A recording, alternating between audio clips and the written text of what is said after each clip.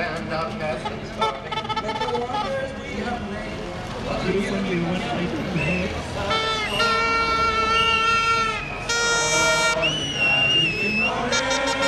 Forever, for the union makes us strong. Forever, without our solidarity forever,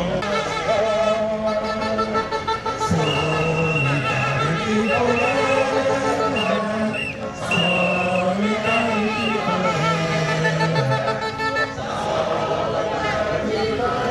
forever, for the union makes us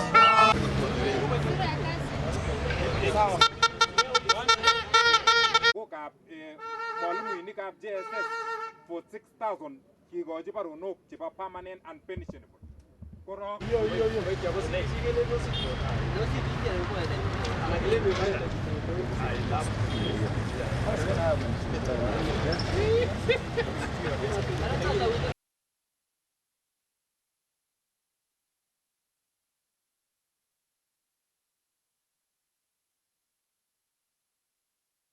going on strike is a right. You want to repeat again that going on strike is a right. On Friday, we were disappointed as teaching fraternity because a respectable member of National Assembly accused us of being used to settle political scores. Teachers are non-partisan. We don't support any of the political divide. When you accuse us that we are being used, then you lose focus. Secondly, the respectable member went ahead and accused us of not paying taxes. Kwamba tulikataa kulipa taxes. You made those remarks in the public, and we expect you to apologize in the public. Yes. Else, it will never be the same again. Kubet power! I want to address Mr. President. Mr. President, kindly listen to these teachers. Listen to us. We are suffering. Today we are on the road requesting the TSC to listen to the teachers and promote them. Personally, I've been teaching for the last 24 years. I've never had a promotion. Many teachers are suffering just like me. Kindly listen today, because we shall be on the road for the whole week, the whole month, the whole year. We won't go to class unless our issues are addressed. From Nandi, we are not happy. The other teachers from all over the country are not happy. The parents are not happy. Kindly listen to us. Madam Masharia, listen to the women. You are a woman. Listen to the female teachers, because we carry a lot as women. Today we are saying enough is enough, Madam Masharia. Enough is enough. Listen. Today we have come to join the Kupet fraternity in condemning what the government is doing.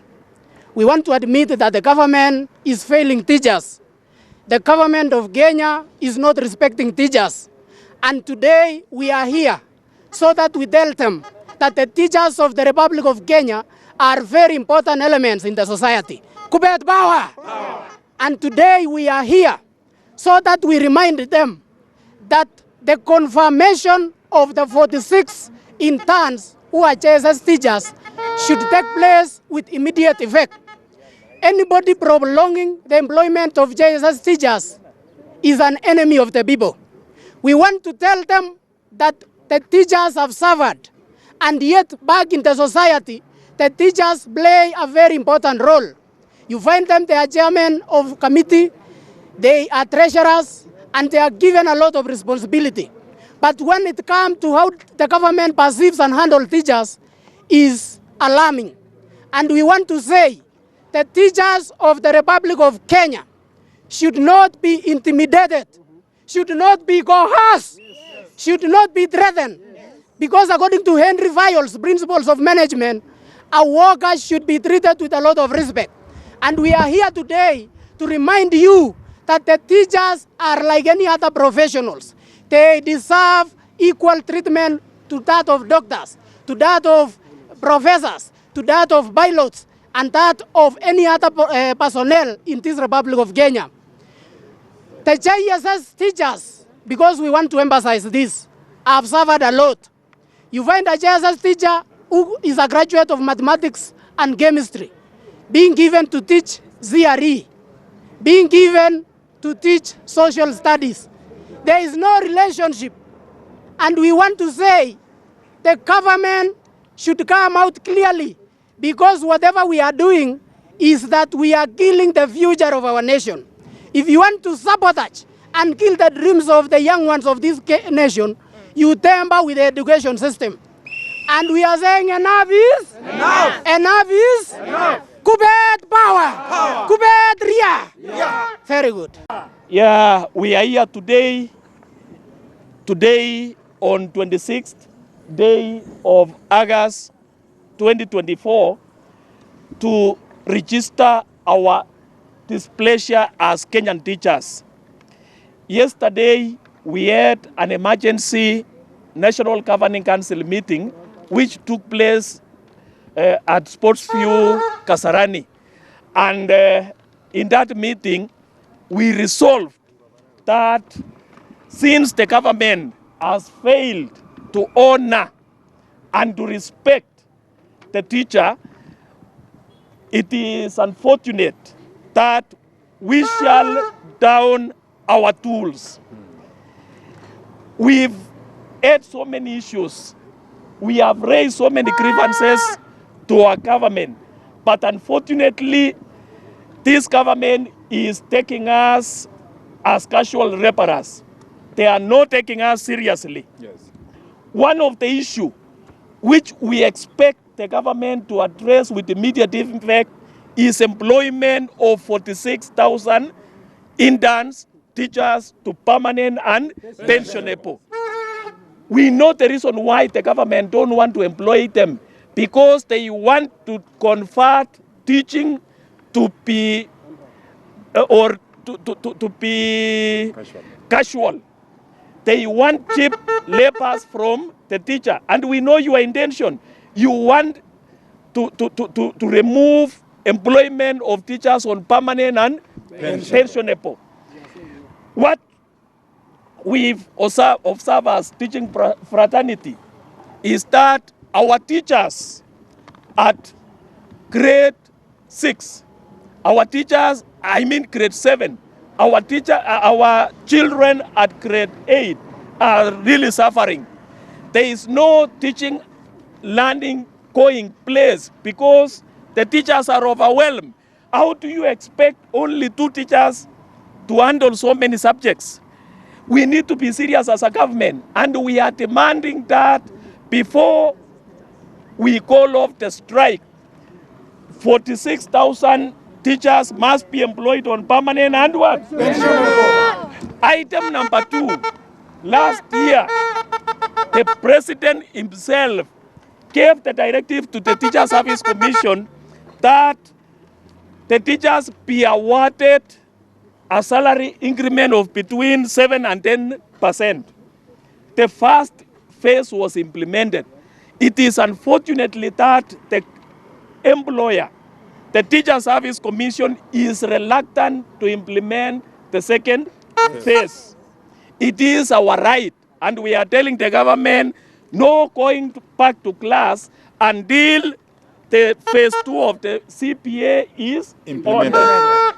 The third reason why we are on strike or why we've down our tools is because of the medical cover. We know it is the government who should provide medical cover to teachers, and we appreciate that. But we need to tell the Kenyans that the government is not giving us a free cover. The cover which we are enjoying as teachers is contributory. We used to have medical allowance, but they were taken away. And cumulatively, the teachers have raised 22 billion. That is the amount which is deducted from teachers across board, across Kenya. That is our money. And we were shocked the other day when we were told the government want to reduce the cover from 22 billion to 11 billion. Hiyo ni daylight robbery. And we must resist. Teachers resist. Resist. We want our 22 billion Kenya shilling. Another item which need to be addressed with immediate effect is the promotion of 130 teachers who have stagnated in the various job groups. It is unfortunate that even here in Nandi, we have so many colleagues who have been in the same job group for over 15 years. It is so discouraging. It is so disappointing. Finally, we have this monster known as career progression, which took the place of scheme of service.